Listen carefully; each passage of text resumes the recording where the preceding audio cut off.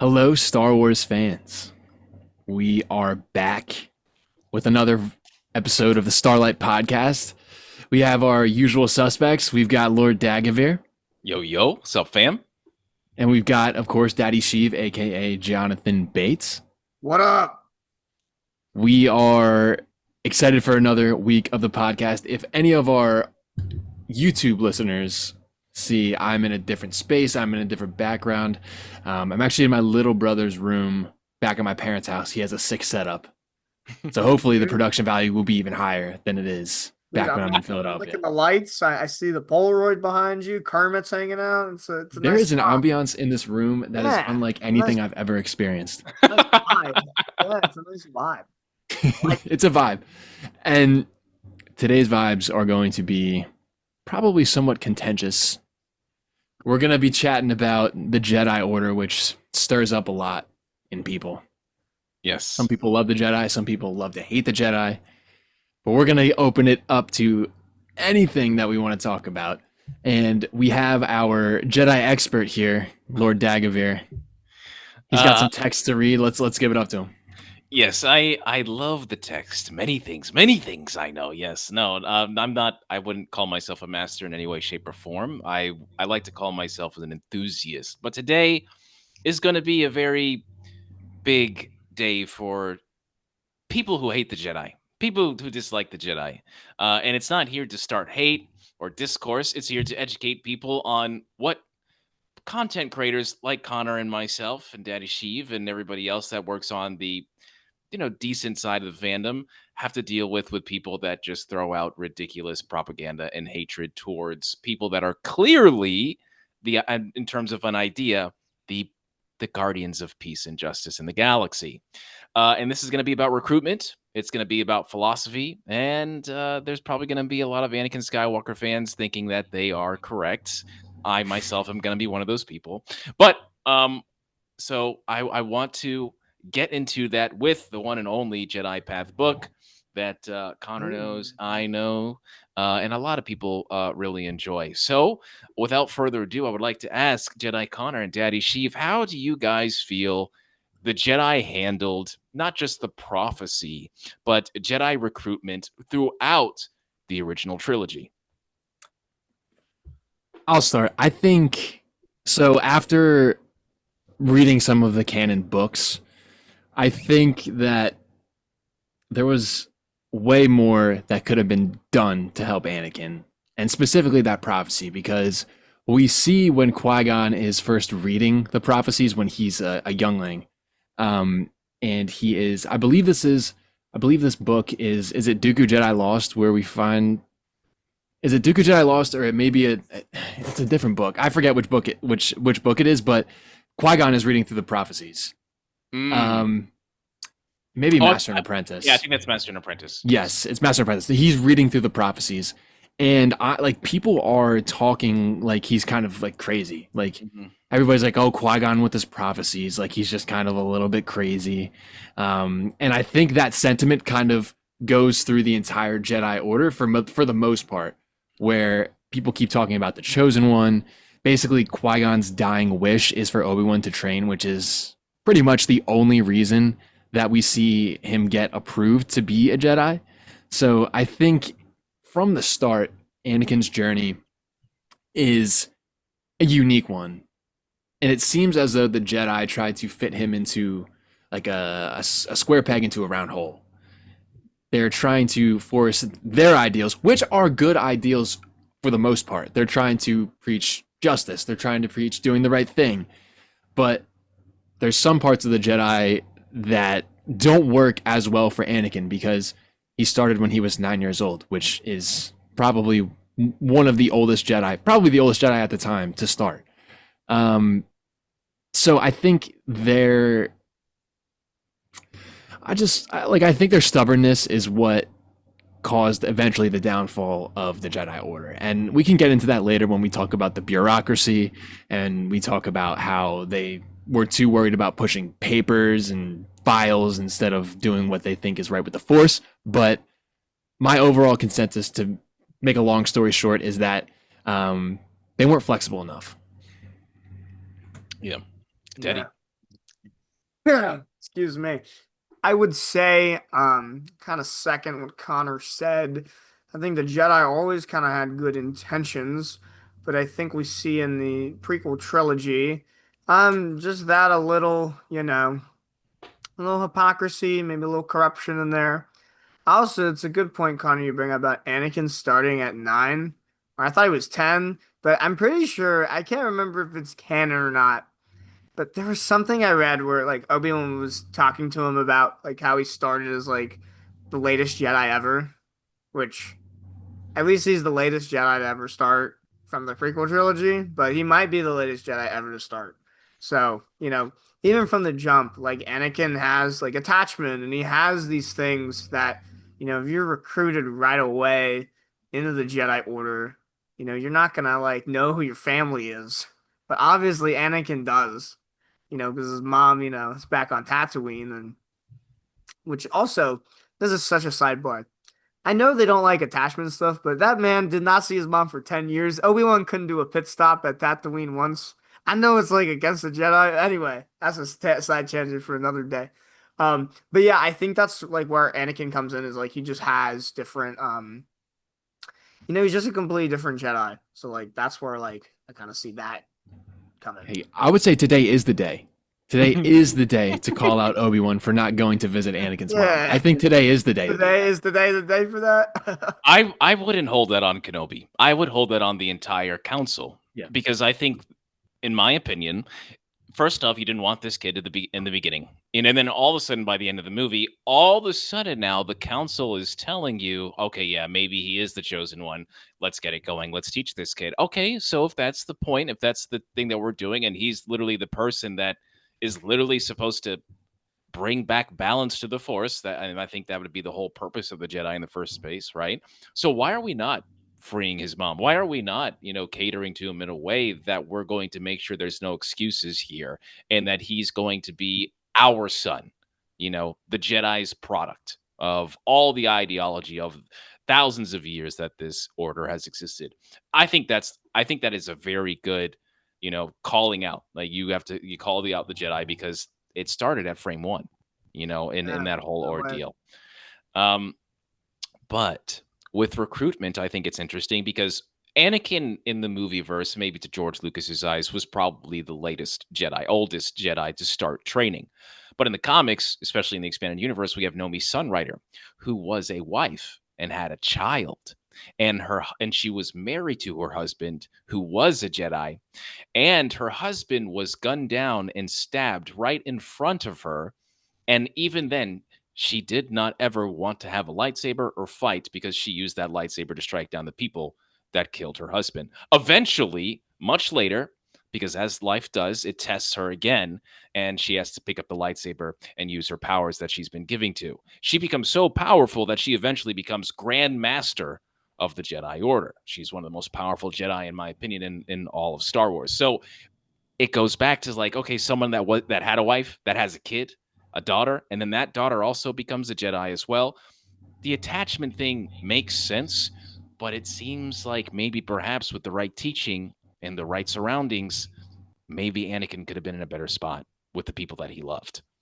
I think Anakin was in the wrong time for the Jedi Order because he inherited a Jedi Order that was at its lowest. That was the worst that we've seen the Jedi in all of canon, basically. And I'm sure closer to the expanded universe as well. But when we go back to the High Republic, and I think I'm probably going to reference the High Republic a lot during this podcast because... Which is relevant. I think so. Yeah. So relevant because that is what I think is the closest that you can get to like what a Jedi should be when these guys are having romantic relationships. They are discovering... Yeah, Elzar Mann, my dog. You know what I mean? That's my guy. He's got the Jedi Riz, okay? That's my go right there. But and honestly, you bring up Elzar Mann. Elzar Mann is he's very close to an Anakin Skywalker figure.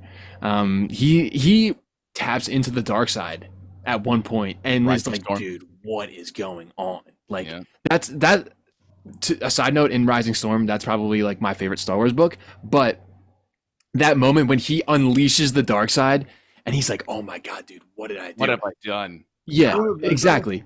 He like what the Jedi of the High Republic do is they sit back and they analyze their situation, and I think they cope with it better, and they have a better understanding of what it means to not have attachments.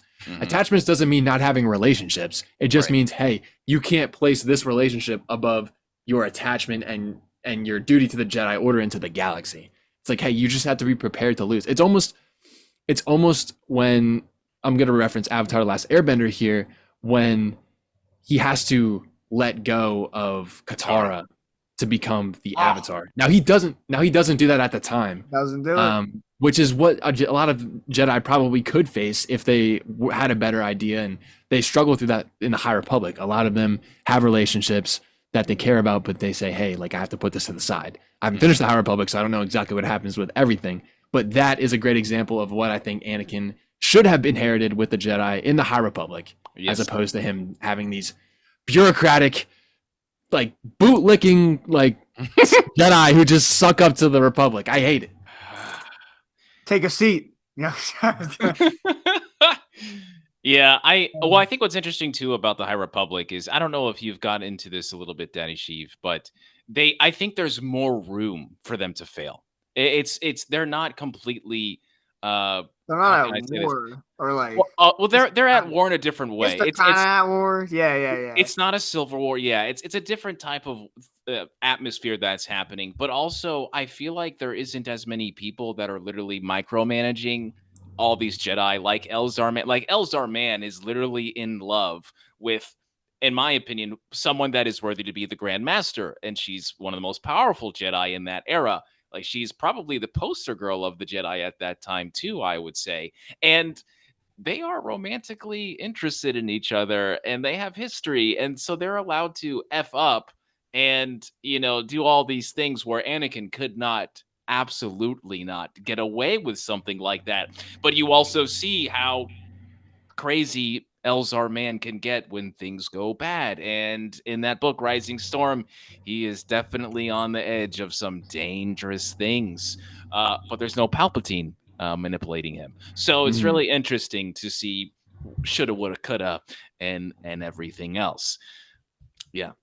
Yeah, that's a good point, Dagovere. At that point, it's a different kind of war, but also there is no Sheev, the puppet master, pulling all the strings. Like, the Sith are like still in hiding at this point, so like there's none of that. Like, exactly. I mean, I'm not as familiar with the High Republic, but I'm gonna say there's not as much like dark side energy about. No, it's different in that way. It's not, as Yoda would say, the shroud of the dark side, to the point where the Jedi are practically like choking on the scales that are about to be tipped because they have no idea what's about to happen. But I do think a lot of this starts with the very beginning of how the Jedi operate, and that is recruitment. So I have a passage here that I want to read just really quickly, and I would love to see your reaction and your immediate thoughts on this. All right? Okay. So we're using the Jedi Path book on page 142, and this is all about recruitment. And it says, locating Force strong newborns is a straightforward process, at least within the Republic's borders. Mandatory blood tests performed at birth record the concentration of midichlorians in an infant's cells, and positive results are forwarded to the Jedi Temple for follow-up. Because midichlorian analysis not always is definitive, particularly among older children or beings with unusual psychologies, special tools and puzzles may be employed instead. Now, it goes on about what happens with these tests. But the problem here is that basically the Jedi Order have the right to give you blood, to take your blood and measure it for midichlorians. And this goes all the way back to the Jedi Temple so they can see who is gifted in the Force and potentially recruit them. As long as you are born inside the domain of the Republic, these tests are mandatory. They got a record of everybody. They got that big government. I think that. So this is for the prequel Jedi, correct? This is like the time of the prequels. Yes, I think a really good note here is to understand that around the Bane Path of Destruction book, the Battle of Ruusan happens.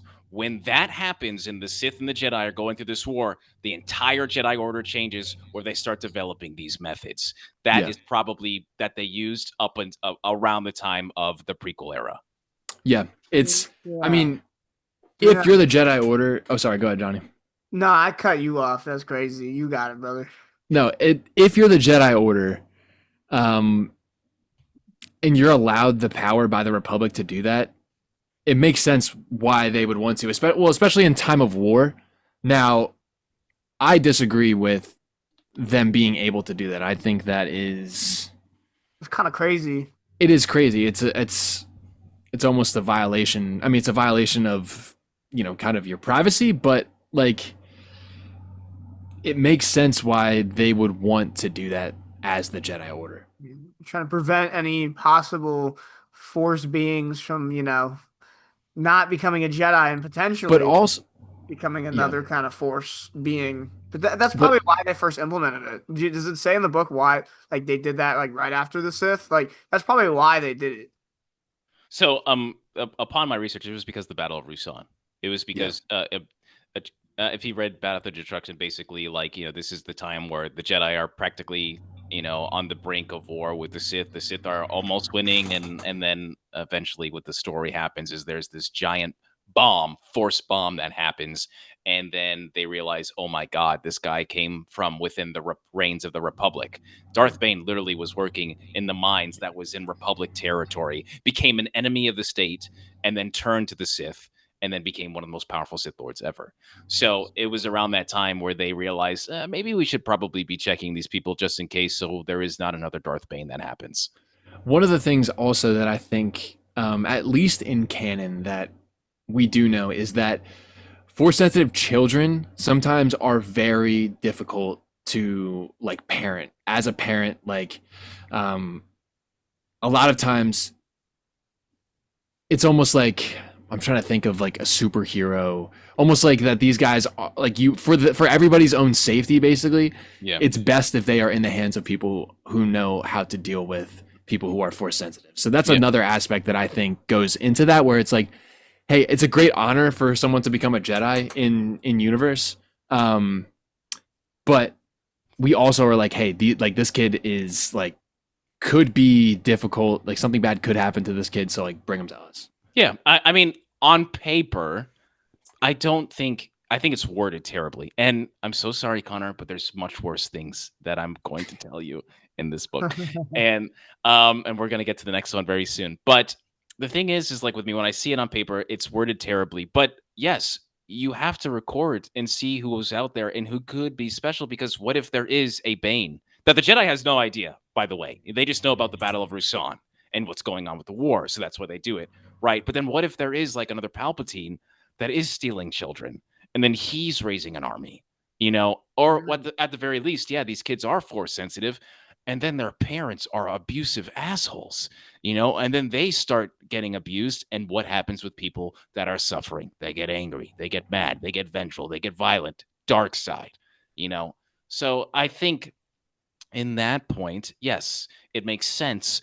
But then when you start to see the movies, and in my opinion, in all original 6 movies, I think that all of the Jedi that came from that pre-established order make terrible decisions. Even in the original trilogy, because Obi-Wan Kenobi and Yoda do not want to tell Luke Skywalker that his father is Darth Vader. They are still doing Jedi things and making terrible Jedi decisions. So it makes sense why we see the Jedi as completely flawed. But when you look at someone like Luke, who learns from failures, at least in the expanded universe, it seems like there can be a way where the Jedi can be good people, and these things do work. Yeah, I think it's the fact that they transform themselves into being such a tool for the Republic that they lose their way completely.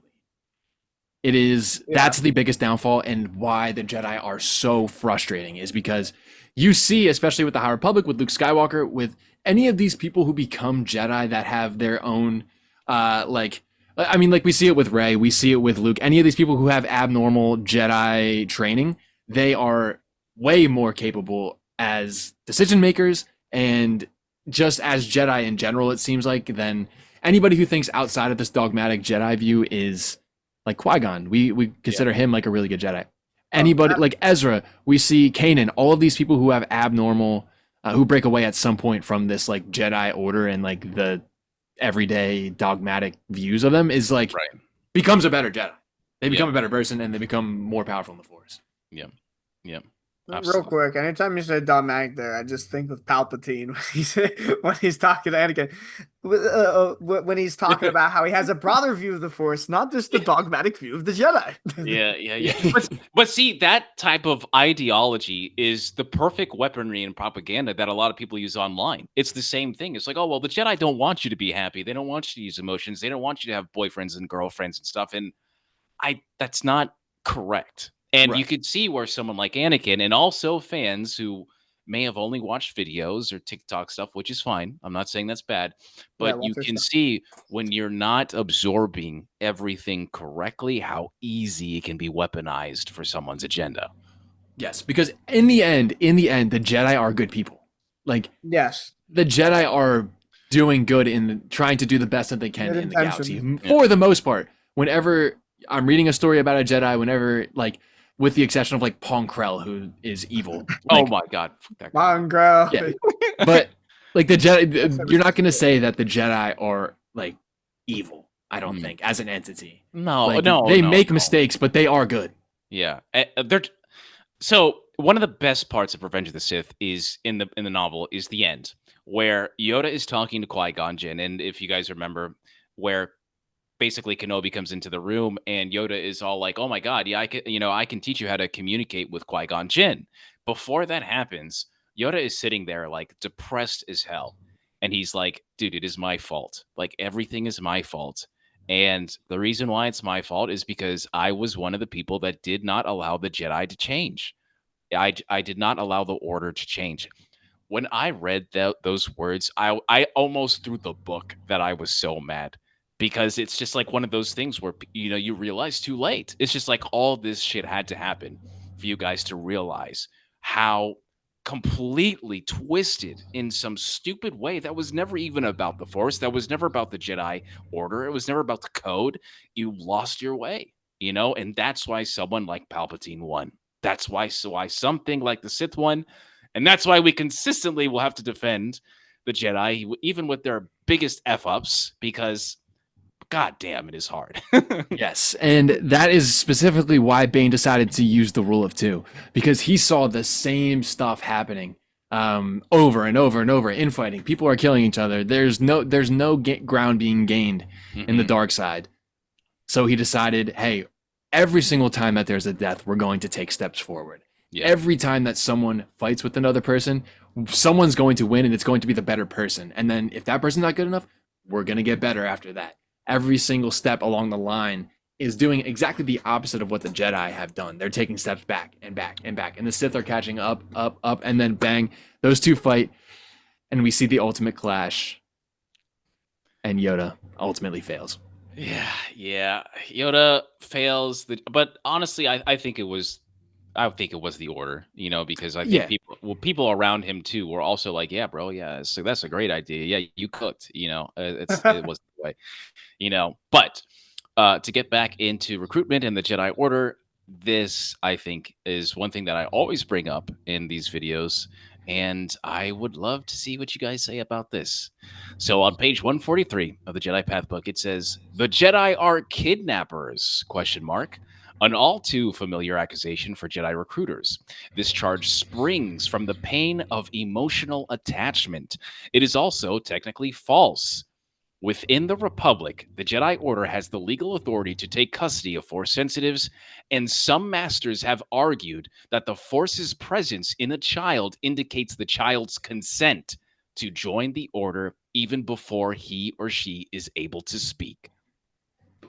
That's crazy. Yeah, that's just insane. That's just insane. Isn't that absolutely insane, bro? Dude, entitlement. Like, we have the right to your kid. Yeah. But to me, this to me is like something that is just so ridiculous. I would have been in storyboard and I would be like, dude, you cannot put this in this book. Like, once it's out there, it's out there. That's it. This is massive printed, massive on so many different levels. There are PDFs of this thing that you can find online for free to download and show. The fact that it says that, and this is 40 plus years of expanded universe that is in there. All you're doing is making it seem like the Jedi are the bad guys. Absolutely, especially with that word consent, that masters believe that the Force being inside this child is consent enough for you to take them. Yeah, I just disagree with that completely. Like that is actually insane. Yeah, man.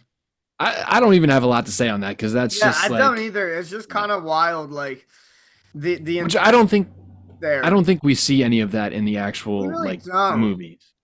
No, or TV shows. No. I don't think so. I mean, like, I guess because there's some comics. All right, so like I'm gonna tell you guys, there's the Old Republic comics, okay, and a lot of people like these comics. I don't like the Old Republic comics too much. This one line, and one of these things is about like a prophecy, and someone gets so terrified that they see a vision of Darth Vader, and it terrifies the living hell out of them, that they start hunting down Padawans that they believe have a chance or have shown potential to fall to the dark side. This is literally something. This is literally something is like someone getting angry or upset or crying, right? And they go off and they start killing Padawans because it fits the bill that they believe that these people are eventually going to turn into this figure that they have no idea who it is. It's clearly a Sith Lord that's going to be responsible for destroying the Jedi. It's Darth Vader. And they're just axing people like crazy. Bodies, bodies, bodies. You know, and this is also connected to this because it's another thing that just adds to the idea and the propaganda, the falsehood that the Jedi are evil.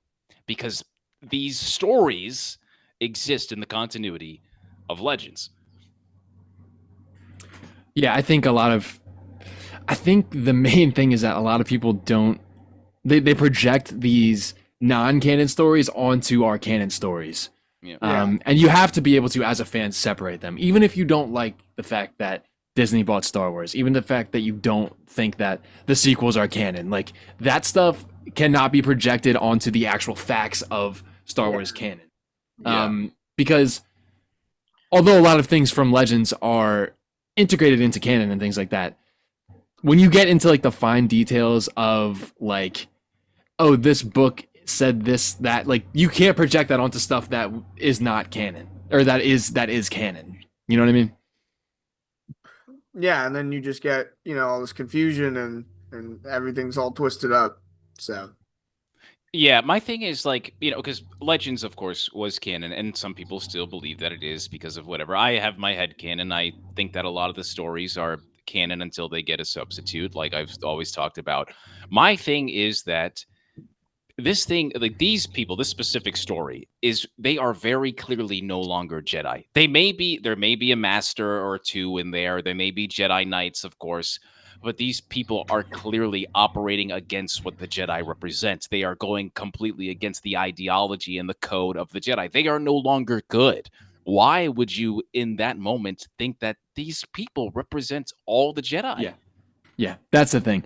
Like, just because 99% of the Jedi that we have seen are like upstanding citizens who want to do good for the world, that want to do this, and then there's just a couple of people that are outliers. That yeah, and that doesn't.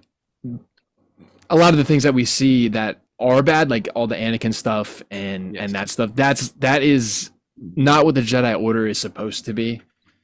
Yes, and people can't just project their stuff onto your videos, Dagovere, my videos, Johnny's videos, any of that stuff. Like, let's just take a chill pill there for everybody. Yeah. Go on, Daddy Chef. I thought you were gonna say something. Oh no, I wasn't gonna say anything. I thought I was waiting for you to read maybe the third passage here. I'll get to that. But again, exactly what Connor says. But it's not just like every video. I mean, it is.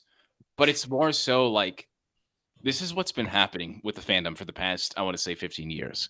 Like when I first saw my first positive prequel comment on YouTube about about Hayden Christensen portraying Anakin Skywalker correctly, that's when I started to see that I wasn't alone in liking Anakin Skywalker. Because when I was growing up in 2005, when this movie came out and I was a sophomore in high school, you were getting made fun of for liking Anakin Skywalker, right? And then with the YouTube era and the forum era, there was people that all of a sudden began to like Anakin, but because they liked Anakin, they hated the Jedi for what they did to him, right? And it seems like that has slowly transitioned into something like this, where people are just taking notes, keeping receipts, right? But not because they read the books themselves. It's because someone actually did the work, and maybe they made a YouTube video or someone said this on Reddit or something. And so now it's been accumulating and accumulating and accumulating over and over to the point where all of a sudden we have creators talking about how the Sith code is about freedom and emotion and expression, where anybody that's read the Darth Bane trilogy or anyone that has understood what Revan's holocron said knows that it's completely opposite, and it's about slavery and how the weak are only supposed to yeah, exactly, how the weak only exist to serve the powerful, and just as Connor pointed out, only the strong survive, which is a complete folly and misunderstanding of the Jedi and the Sith and the dark side and the light side. It's a complete fundamental misunderstanding of Star Wars. For sure. Also, I just have to note, Connor and I made the exact same face when you said that about the Sith. I was like, what? Dude, I'm not joking. This is words. I'm just not spewing out shit here. I know. Yeah, It's facts. It's mega facts. I'm agreeing with you. But yeah. It seems like it's a lack of like media literacy for people who do all of these things where they've like seen a YouTube video, they've seen some of the bad things that the Jedi have done, some of the mistakes that the Jedi have made, and like I feel like I'm going to be saying the same thing, but it's like you can't project all of these things onto like a certain character or a certain like an order altogether. Right. It's not. That's not the way to do things. You have to realize that there is a slow transition from what the Jedi were to what the Jedi are now, and there's a reason that the circumstances were available to Palpatine to manipulate everything, because at this point the Jedi are not the most powerful thing in the galaxy in the prequels. It's the Republic. The Republic seems to have more power because they control the Jedi.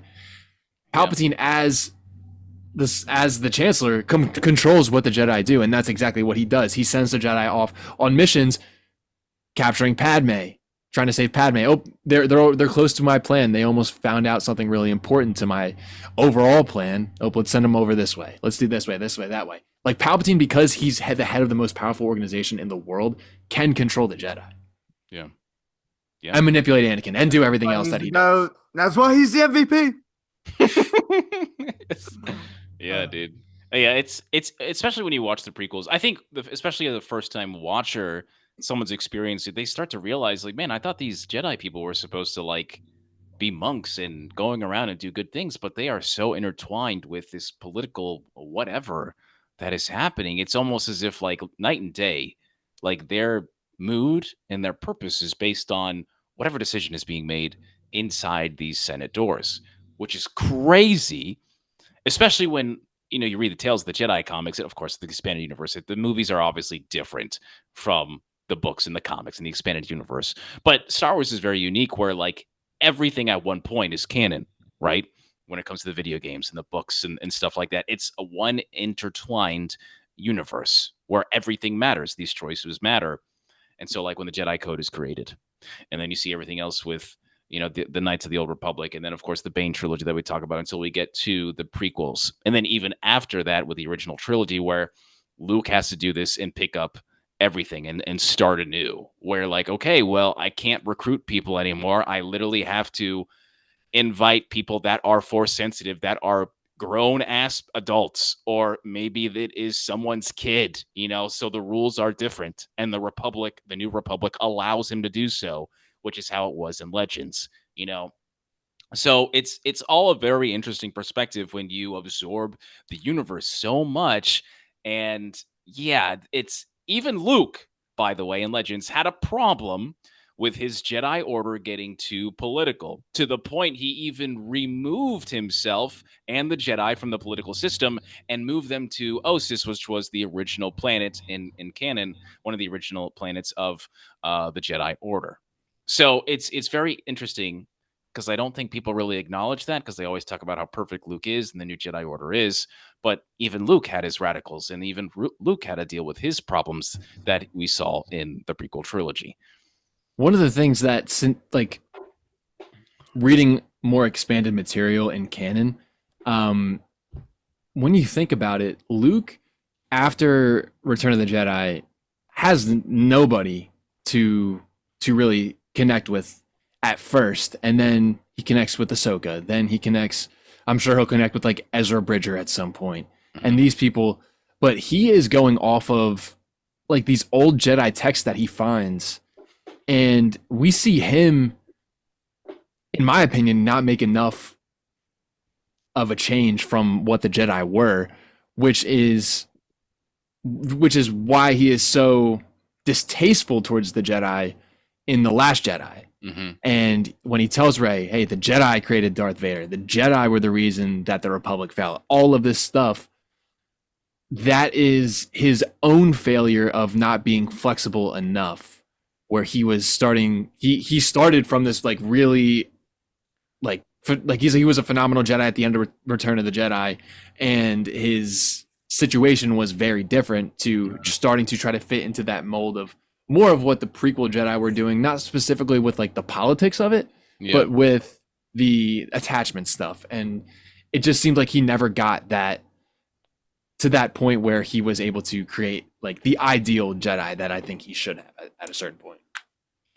Yeah, and even in Legends, where it starts off pretty rocky for him, because yes, just like you said, in new canon, there isn't many people that he can talk to. I mean, even in the first couple pages of Heir to the Empire, Kenobi sees him and he's like, dude, I'm not going to be able to be here for a while. I have to go because I got to go do this thing in the Force domain. But like, you got this. I believe in you, you know? So it's kind of crazy that, yes, at every moment, Luke is kind of in this really crappy situation. And even in the new canon, where I felt like they could have done certain things, and you mentioned the Last Jedi mentioned, I think in that part, he's, in my opinion, he's cooking. Like, he's speaking straight facts. And that's actually one thing that I loved. He's like, yeah, dude, you tell him this is exactly what happened with these Jedi, you know. But there are parts like in Shadow of the Sith where you see Luke probably being exactly who we thought he would be in that time, in that era, correcting the errors. And of course, in Legends, there's a lot of stuff that he does really, really well. But even when he does something really, really well, and he starts inviting people, somebody else starts to adopt ideals that do not fit the bill. And I think that's just the problem with this ideology of the Jedi when they're intertwined with politics and being a part of the Republic. Yeah, I agree. Jonny, do you have anything to add to that? I've just been kind of hanging out, guys. I know, dude. I feel like Dagovere and I are just yapping to each other and just expressing all of our frustrations. Because I'll yap a bit. I mean, yeah, that's kind of a good point, Dagovere. I mean, it's pretty evident. You know, the second Jedi get involved in politics, that's when things go south. I mean, we even saw it. I know people don't like the show, but I'll say its name. I know people are going to cringe. The Acolyte. Even seeing there. That's a great example. Yeah, exactly. It's a great. We haven't talked about it enough yet on the pod, but that's a great example of seeing the start of the Senate and the Republic being more of the governing body. The Jedi kind of falling in line with these things. They framed my poor boy, my Pookie Master Soul. I'm still mad about that. But just kind of that stuff, like the second the politics got involved in the Jedi, I feel like that was their inevitable downfall, because they got away from their core principles and kind of became, I don't know what the right term is. They kind of just became a tool for the Republic. The tool of the Republic instead of their true purpose. and just listening to the Senate blindly instead of like following the Force maybe or And following like what they believe to be is correct, but no, they got to bend the knee to the Senate because the Senate says we need to do this. and that is why I encourage anybody who is listening to read the High Republic. Some of the High Republic. You don't have to read all 30 whatever books. At least but the main books. The main books are so good at, well, first of all, they're great books in general, but you see what the Jedi should be, and the Acolyte is the end of the High Republic. So you see the Jedi start here at the High Republic, the very top, and then you see them slowly. And by the time that they get to the Acolyte, we see that the Jedi are, that like senators are just like in the Jedi Temple, like talking to them, like happen. Like I forget if it was like the Chancellor or something. Like they're blackmailing the Jedi, basically. Like they are so intertwined with politics at that point. At that point that we're talking about, where they have to lie and they have to frame Soul. And we see even Yoda is there, and he is right there talking to senators. He's right there pushing paperwork. It's not just his fault, but it is just something that I wish Yoda would have seen coming, and he didn't. And it's so frustrating, and it's so good to read where they were to where they are now at the prequels, and even in the Acolyte. That's where we first see that first like kind of really integrate themselves into the Republic. Yeah, and I there's so much that we can get into, and I want to get into it after I tell you this last final part, which I think is really interesting. Got one more reading? All right, let's hear it. One last one. But yeah, there's a lot of good points, but I want to talk about this last one because this, in my opinion, is also one of the crappy things about the Jedi Order, because this is also something that we don't see happen too often. When you know about Count Dooku, Jedi Connor, you know about Keith Trennis, and a few other characters, but this is really interesting when the Jedi have recruited these people, and this is what happens if they fail the initiate trials. And for those that do not know, the initiate trials is basically the point where they eventually become Padawans and they get picked by a master. So this is like a pretty big part for any younglings that have been recruited in the last 8 years and lived in the Jedi Order. So it says on page 45, some of you may not follow either path. Regretfully, the council may decide the path of the Jedi is not for you. If you arrive at this decision yourself, then it is the Force. Then it is the Force speaking to you, and you are not meant to follow the Jedi path. Should this be your destiny, remember your training as you build a new life and seek out opportunities to benefit to yourself and others. And this can happen even if you pass the trials and demonstrate power in the Force and your lightsaber skills and the Jedi Code, which is mandatory for passing these Jedi trials. So the council can just literally be like, nah, bro, you ain't good enough. Get out.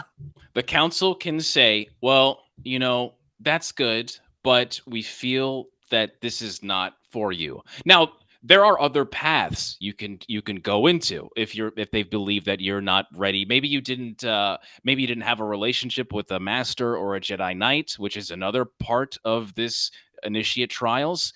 So maybe you go into the archivists or the farmers or the medical. There's a whole bunch of things. The explorers. There's like 4 factions that you can go to help and contribute you to the Jedi Order. But if it's none of those things, the High Council can just say, "Nah, you're done.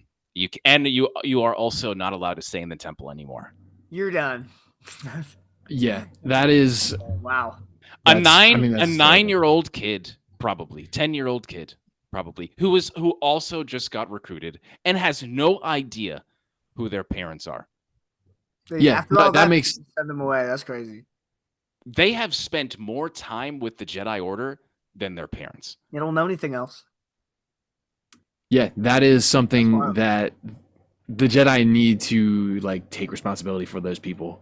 Like you can't just like send a kid out to fend for themselves. They need some sort of like severance program. Yeah, they need severance. They need severance pay or something. They need get some housing up in there, get some, government. We need some affordable housing. We need job. Yeah, they need education. College is their University of Coruscant. Hook him up. He was a Jedi. He's pretty. I think the Jedi Order. I think the Jedi are socialists. They need to they need to supply the people that they can't help, and they need to give them free housing. They need to give them free education. They need to do everything to reintegrate into society. Imagine what it is to me is like, imagine being the best athlete in in recreational ball, and then middle school and then high school, and then you're not good enough to make the pros. So everything that you've done in your life, you're trash. Get out of here. And it's insane to me that this person is still very special. This person is still incredibly talented. This person can help everybody else benefit. But if because they don't want to be a doctor, or they don't like reading, or they don't want to go out and explore space, or be an archivist, or a farmer, all of a sudden the path is not for them. Which you had said this path was for them, because that is why you recruited them in the first place. All of a sudden, 8, 9, 10 years later, they effed up. The Force is telling them now, when you also reiterated that the Force being inside them is consent alone for you to own them. That is absolutely wild. I don't know how canon this book was, but to me, when it's produced last, in Legends, 40 plus years, there are things to me that are absolutely canon. This was something that this is religious to me. Same thing with the Book of the Sith. These two books are absolutely incredible that I see as like, yeah, until there's a replacement, it's canon to me. And the fact that that is printed on there and is insane to me. I don't know why you would allow yourself to allow the Jedi to be scrutinized like this. I feel like it's feeding into the idea that, yeah, the Jedi were so far up their noses and asses that they just did not know what the hell that they were doing. Maybe that's part of it, right? Because when I watch all 6 movies, like I was, yeah, just a little bit. Yeah, I feeds into the this is dogma, because Connor, even in the new canon, Master Yoda is not doing good things in the High Republic. No, I don't. Yeah. There's some things that this guy has swept under the rug, some things that nobody knows about, and it still seems like a pretty big component. Why? Because the movies will never be rewritten or rebooted. Those prequels will be there forever. Yeah, and I think that's the stuff where they are so intertwined with the politics that they don't want things getting out because of rumors and because of what people think about them. At that point is when you've lost the Jedi Order. The Jedi Order is supposed to be doing good things for people, and they're supposed to act of their own volition and of their own code, as opposed to, oh, I don't want this senator to spread this rumor about our Jedi Order because then the people won't trust us. Like, the people should trust you because you're the Jedi, not because this politician said they should be able to trust you. So at that point, you've lost the entire order. Dude, it's like he's just trying to save Jedi PR. Like, they're about to be on like CNN, on Space CNN, and get blasted. He's got to try to. And it's because they are not with the people. The Jedi are not on outposts. They're not in the trenches, basically. They're in the temple. They're at the temple. Coruscant. A lot of people live below the surface of Coruscant, all the poor people, and they're out there on the high, the high level, the wealthy. So that's probably part of it. Yeah, in the High Republic, we see that it's almost mandatory for Jedi to go to these Outer Rim planets. And granted, it's during the exploration of the Outer Rim where there are frontiers and there are other stuff and there's people that need to be protected, but that doesn't change over the years. You know what I mean? There are abandoned Jedi outposts that have not been touched for hundreds of years. Some people have never even seen a Jedi out there. They have no idea. Yeah. Go on, Connor. No, I was just gonna say that at that point, like, you're not doing what you were set out to do, because you did do that before, but then something changed where you have to shift your focus elsewhere, and you never go back to that point where you're trying to help every day. You're trying to help people. Yeah. And I think that's what's so cool about this book too, because even if this book people say is not canon anymore, there's still parts of this book that are being used in canon today. Like Acolyte is a really good example of how there's Jedi temples, like we were talking about, everywhere Yeah, that in was the cool. Outer Rim, everywhere else. This is a part of the exploration core where they go out and they try to bring new systems and planets into the Republic, or they're just going out and basically being like the Coast Guard or special forces out there that are trying to help people with like certain things that are happening. So they're out there, they're there, they're doing things, but it's clear that at a certain point in 1,000 years, 300 years, 400, 500 years before and after the High Republic, like the Jedi changed. That was so intertwined with so many different things that wasn't a part of their origin. And no matter what's happening in Star Wars lore, the Jedi will never escape this attack. They will never escape this questioning of whether or not their morality, and their purpose in the galaxy. And with all my lore, dude, I don't know. I don't know if What? I can convince people no matter what, because there's just so much evidence that I think is just too hard against them. Yeah, no, that is a very good point. Where especially if you're making a video, and people are just in the comments, just like throwing as much as they can at you, where it's like, Yeah. oh, the Jedi did this. You're not going to be able to help it. But one of the things that I just remembered when I read The Living Force. I don't know if you've read that Yes. book, Dagovere. Yeah. Where the whole plot of the movie is the book is the entire Jedi Council goes on a mission because Qui-Gon calls them out and he says, listen, you guys have not been in the trenches. When was the last time you helped somebody? Basically, he challenges Yoda to talk. Yoda and Mace Windu, they challenge them to kind of basically like go on a field trip, and they all go to this planet where the Jedi Temple has not been touched in like 500 years, and they go and throw like a celebration, and then obviously some stuff happens where things go awry, but they all have to. The whole plot of the book is like every single Jedi Master on the Jedi High Council has to like go in the trenches and help somebody. Yes. And then Yoda in that, he has an inner monologue basically where he's like realizing like, I'm pushing papers. That's what I'm doing right now. Like, what happened to me? Yeah. Yes. Yeah, man. That sounds like a cool book. I haven't read that. I need to check that out. How far Jonny, is it before Phantom Menace? It can't be that much longer before Phantom Menace. Yeah, it takes place a couple of years before Phantom Menace. Yeah, it's not too much. Yeah, it's Okay. very early. Yeah. Yeah, it's there's some stuff in there that I didn't like, but it's a decent book because I think the same guy that does that did one of the video games. I can't remember, and some of the Legend stuff that I like from the Old Republic. So he's a pretty good writer. Yeah, John Jackson Miller is the author. Yes. Cool. Yeah, but I can talk about that for literally forever, like the Jedi and how they went wrong. Because listen, Dagovere, I'm a Jedi stan. All right, I support the Jedi. Yeah, that makes three of us. But I get so fired up. About what they did wrong. Yeah. Yeah, it's very evident in my opinion, like what they did wrong, and it's just frustrating because they could have done so many things to like change, and they just didn't for one reason or another. That's what really gets me going. Yeah, it's really frustrating for me because I'm a Sith boy. Like I don't like only until like the last like 6 years of my life have I started to rehabilitate myself and become a decent person genuinely. Because I wasn't before. I was very Anakin and just all right, you're angry. F you because F me. Whatever. Me against the world. A terrible mentality to have. Especially if I'm around the wrong people in my life. So there's a lot of things that I can understand with Anakin. But then as you get older, there's the decision making part.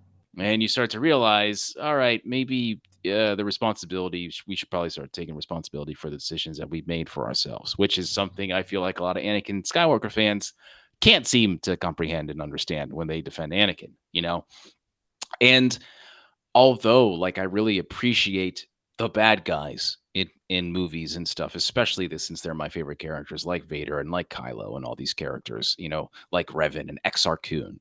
There's a lot of stuff that I can always say like, oh, okay, yeah, I really appreciate that.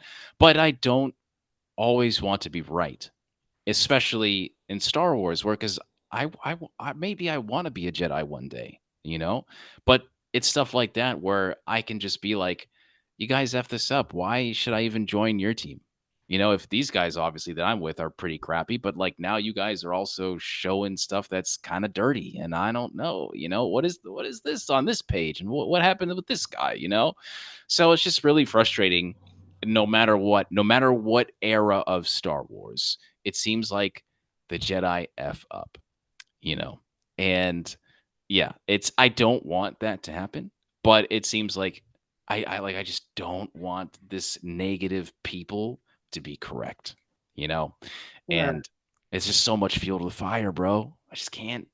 I will say, you just speaking there just made me think of a line from Luke in Oh yeah. Episode 8. The legacy of the Jedi is failure. Yeah.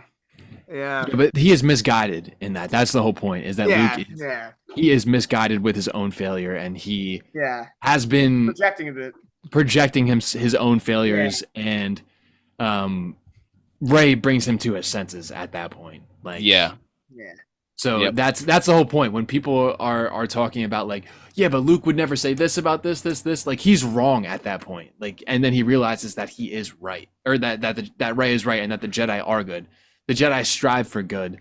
They don't always get there, but they strive, and I think that's the most important thing. Yeah. She's a little, I mean, not a little. She's very naive in that movie, but I think that is the point to show, because Luke had to be a little naive, especially going up with the two most evil people in the second Death Star, and trying to rescue his father, being the Jedi that he was, So there are things that I appreciate, don't accept. Oh, well, I accept, but you know how I am. But it's stuff like that where I don't want Luke to be me, I don't want to be reminded about me. I live with me every day, So that's why I read the stories, especially with Legends, and I see Luke. Oh wow, Luke is not a complete F up. Yeah, sure, he F's up, F's up, but like he's doing what his father could not, and that's what I feel like future Jedi and even Rey should do, is like, please learn from the mistakes and be what a Jedi is supposed to be. What is that? We have not seen that yet. Genuinely, we've seen parts of it yet, but we haven't seen what a true Jedi Order can be in live action. Well, I maybe agree. Got that in the new Ray series. I hope, man. I was saying this yesterday on my podcast, or excuse me, my stream, where I was just like, I hope she takes her, first steps into this grandmaster era of her character that we have seen in Legends from Luke. If I can get parts of that, not to the point where she's omnipotent and manipulating black holes or anything like that. I'm talking about like the philosophy and understanding. You have the Jedi text, bro. Yeah, like come out. Let's go. Start cooking, I agree. And I think to go back a little bit, when we're talking about how Rey was naive in that movie, I'm sure Luke saw himself in Rey at a certain point when Rey breaks through. Yeah. Hey, I was the one that hopped in that X-Wing and blew up the Death Star. I'd never been in an X-Wing before.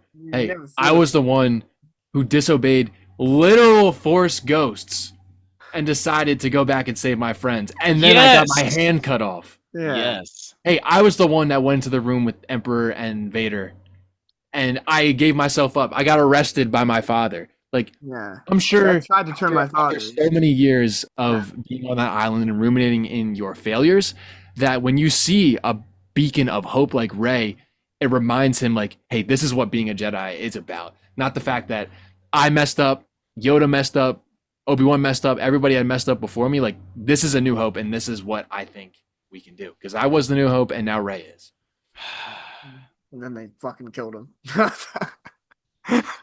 We're not getting into that. We already had that podcast. That's just my interpretation of. I know, but that's a good way to put it. That got me thinking, because like I know people on this pod and maybe on the internet had a problem with how Luke was portrayed in 8, but from that perspective, like that's kind of a good point. Like for Luke's arc of like being kind of the legend and trying to do good as a Jedi and then kind of losing his way, but then coming back kind of thing. So, and one of the things, and Luke is always trying to do things by himself. And I'm reading Shadow of the Sith right now, and Lando pulls up to him because in this book, we obviously know Lando had his daughter abducted. His Lando's daughter was abducted, and Luke he's on Tython right now in this book, and Lando pulls up because he's heard stuff about like Palpatine's son.